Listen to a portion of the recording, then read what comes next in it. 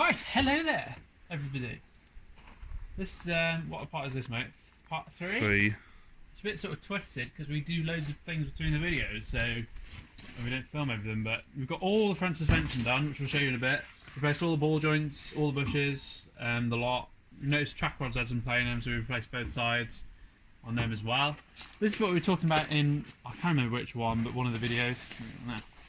We replaced this brake line on the rear because it was missing to that caliper, but we could not for the life of us bleed it through.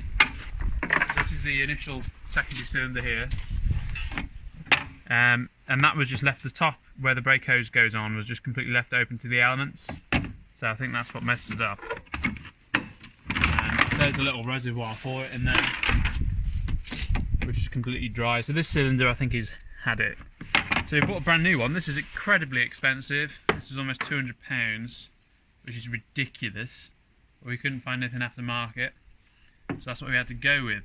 So the first job of today will be changing that cylinder over and trying to bleed the back brake. As you can see, there's two separate hydraulic systems on this. There's a hydraulic system for the front brakes, which works on the handlebar, and there's a hydraulic system for that rear caliper, which works on the foot brake. But they're intertwined, so when you pull this, it's supposed to operate the rear brake, and if you look at that cylinder, when I pull the front brake, you can see it moving up and down. So although the front hydraulics are sealed off from the back brake, there's a piston there which is sealed, but it pushes up and operates the rear brake. Obviously, because we've got no fluid in the back brake, the brake's as spongy as anything, look. Yeah. See, it goes right the way in. But if we hold that in, like so, brakes become firm. So that's what we need to do. We need to replace that and get it bled so the brakes actually work. So we'll get that off and we'll see you when we're doing it. Right, so now we're just going to undo this cylinder. We've got to do this relatively quick. I want to lose as little hydraulic fluid out of this as possible. Come on, it's going to be quite stiff. There we go. There's the new one. Put the rubber component on out of that. Probably not going to use this reservoir, probably just use the old one.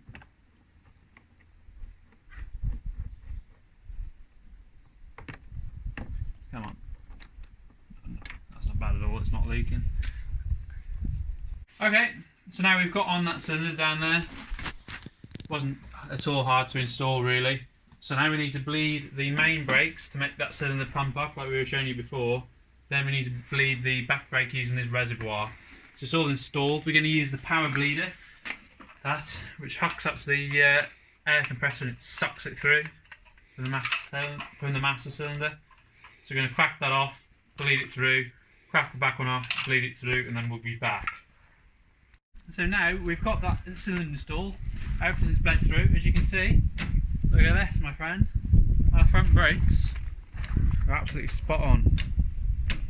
Just about the right of a sponge to get some feel in them, as they should be. And the foot brake is now working as well. Our old cylinder was definitely bad, so it was worth the money we spent on it. So now we've got a variety of things to do.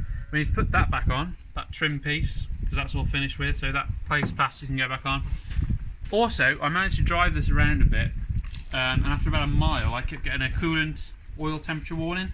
But I'm 99.9% sure it's because we had to drain the cooling system down when we did the starter motor, because the top of the radiator was getting absolutely boiling hot, and the bottom, well, the bottom 3/4 of the radiator was stone cold, so we got an airlock in the system. So I've drained it all down.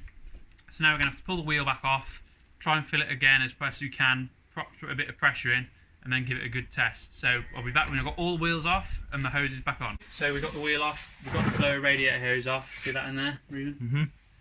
That little boy there. Got that back on. Got all the ball joints replaced as previously talked about in the track rods.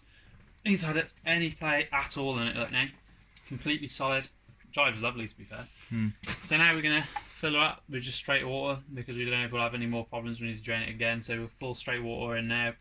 If it's grand, we'll put antifreeze in. So the radiator under here is under this little cover, and the expansion tank down there at the side. There. So now we're going to fill it up and see how it goes. So we'll be back when we build it. Got all the coolant system done. and all the hoses back on. We put about 4 litres of coolant in it, so that should be enough. So if we have any further issues, we know that it's not coolant, it's some other underlying issue. But I'm 99% sure that it's just air in the system, because we had to say, I've blowed it all down, and then we only put half a litre back in. So that sounds about right to me. If you want to take a stroll around the other side, I'll show you all the ball joints and everything in here for reference. Everything on this side is like the other side, absolutely zero paying it. New track rods, so we're all good there. We've put the panel back on the other side. So I think now we're going to take it for a bit of a romp and see what happens. Hopefully it doesn't get hot, hopefully it carries on for a bit. I forgot to mention though, our alternator belt, this has a proper alternator, unlike most quads. And it was knackered, it was just snapped the other night. So as you can see, if I go like that, it's pretty damn dry rotted.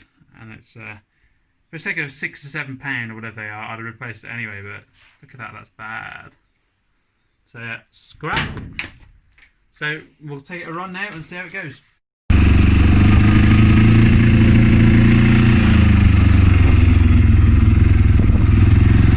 This is really risky. Sorry? I'm doing it now. Oh, yeah? Just don't swerve.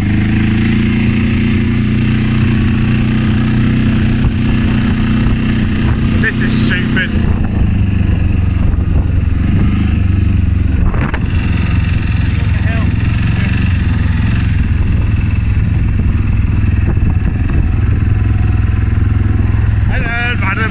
How are you today?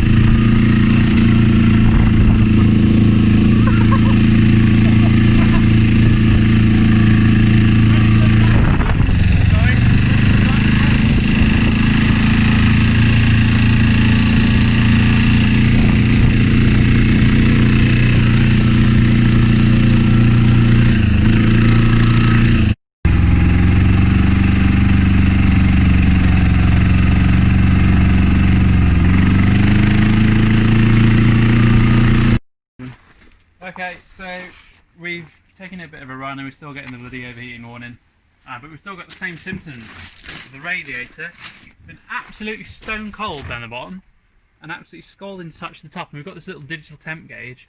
And if you point it at the top of the radiator, we've got 54 degrees. If you put it at the bottom, ambient temperature 19.8. So we're not getting any circulation for some reason. I don't know if it's an airlock or if it's a water pump. Thinking about it, 3 litres of coolant seems pretty low because that radiator is massive. Look at the size of that. There's got to be 3 litres of coolant in there alone. So I think when it's cooled down, when I take the cap off and see if anything's burnt through, I'll have to look up how much coolant is supposed to be in it, because 3 litres looking at the system seems a little on the low side, but I don't know if there's any water left in it. So I think that's the next thing. We'll take the cap off once it's cooled down a bit and see if there's any more coolant to be added. Right, so now we have drove it down a bank at somebody's house, so we can fill up the coolant level. So if you look in here, this is absolutely full as to the brim, yet I can get my whole finger right down in there and there's no water and none has escaped. So we'll see if we can fill it up because it's on this funny angle. Oh.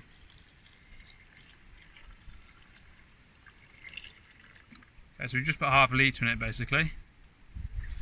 That's good. Now I'll have to move it around a bit more. See if we can't get it sorted. So now we're going to put it the other way, but we won't film that. We'll see how it goes. Okay, so no matter how many times we put it on a weird angle, we can't get any water to extra water go in, and the radiator is still not getting hot at the bottom. So I've had a word with the dealer who sold these new, and he told us to take the cap off the thermostat housing. That there. We need to see if any water comes out of there. So if that'll focus, will it? Yeah. So we're going to start up now, and in theory the water level now is at the very top of there, and it should throw water out. If it doesn't throw water out, the pump's had it.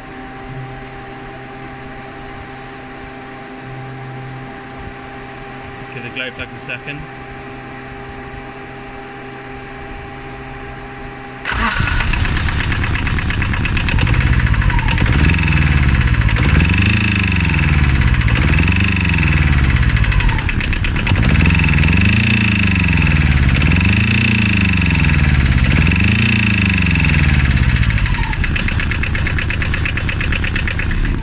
there's our answer. We've got no water pump, it's doing nothing.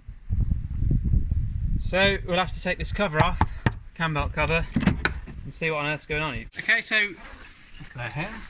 the last clip we saw that the water pump probably isn't working, but just to doubly make sure that we're not having any major issues in the cooling system in terms of blockages, we're going to put the hose in the top of this. Obviously how it works is the water pump's down there, it pumps water out of this thermostat housing here, look in there. This thermostat housing in there, you see my hand? Just about. Pumps water out of there, comes up this tube and goes down that tube towards the radiator upper hose. So we're going to pump water into there and we should see water coming out of the thermostat housing. If we do, I'm pretty guaranteed that that pump is bad. And let's try and seal this as best we can. And as you can see, we've got a vast quantity of water coming out of that thermostat housing. That's what the water pump should be doing in theory. So we've evidently not got a blockage in our cooling system. We've got a bad water pump. I don't know how it goes bad on one of these, but whatever. Unbelievable. That is actually unbelievable. There's definitely no blockage and there's definitely no airlocks. It came straight out and we've had no air bubbling. So I think we won't be doing anything with the water pump in this episode because we haven't got one, and I need to look at it to take the time off to inspect it. But that'll be the next episode, I believe. End of story. Okay, so we've decided to investigate the water pump because we think that must be the problem. So we've done these few bolts, and the cam belt is actually in really good condition, which is a good sign. But we've got to take this footwell off to get to that crank nut, to take the crank nut off, to take the cover off. We might even have to take these plastics off, but I'm really hoping we don't. So yes, we'll be back when we've done all that. It's going to be a right pain because we've got to remove this as well to get to the nuts under it, so yeah. Okay, so we've got the cover off, as you can see here. Cam belt is in very good condition. It's as taut as it should be. It's definitely been changed in the past. You can see the water pump in here. That's the water pump there. We have taken this back off just to see if we can feel the impeller on the other side, but we can't. I can feel the shaft going straight through. So to be honest, I think we're probably going to have to take this off to inspect it. But if you look here, you have to come a bit closer on the edge. And we're just going to start it up as it is with the cover off and just make sure that that shaft spins with the cog and it's not just spinning on the cob. I can't feel much play in it at the minute, but having said that, it's under a lot of tension. So we're going to start it up and just make sure that spins as it should.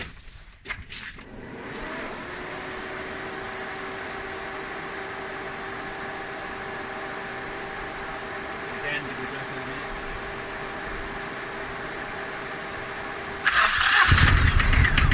It's spinning, right? Yeah, so that shaft is spinning as it should. I really shouldn't do this, but I'm just going to put this in to feel the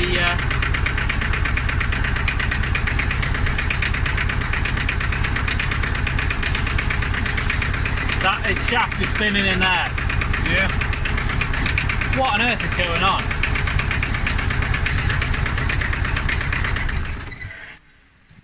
Oh shit, mate, it's a good job we stopped it. What? Cam belt was out to come off, look there. Wow. Should have put the pulley back on, didn't think of that. We'd have seen it. That would have been in the video. Well, I wouldn't have wanted that to happen because that would have made the engine scrap. So, should have thought about that before I started it, shouldn't I? Yeah, lucky there.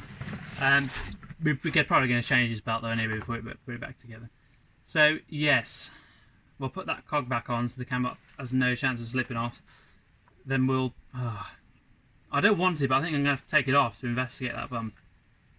Right, time for the next one.